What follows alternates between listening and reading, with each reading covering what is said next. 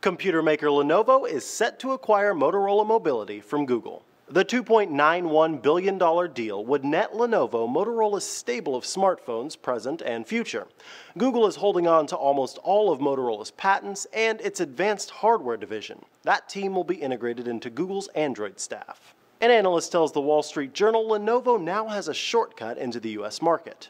It not only gives them the channels, but also with that patent portfolio that Google has and their ability to license from that, it gives them that ability to, compete on a fair ground, if you will, in that space.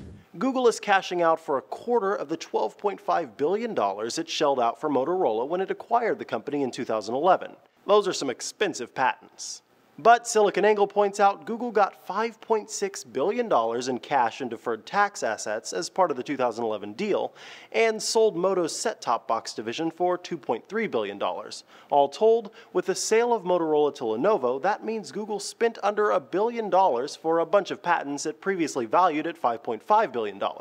Not such a bad deal when you look at it that way. Still, there's no getting around the fact Motorola hasn't done well under Google's wing. Since they invested, revenue has just gone down. It's declined ever since they got in. In fact, the last year's loss was to the tune of almost $1 billion. Lenovo's CFO tells CNBC his company plans to turn Motorola around.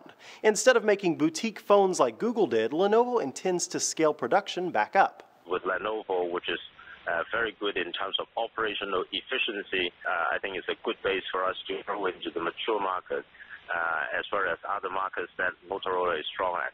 And Google is now free to focus on its Android platform and its existing partners. Ars Technica explains Motorola put Google in direct hardware competition with Android licensees like Samsung.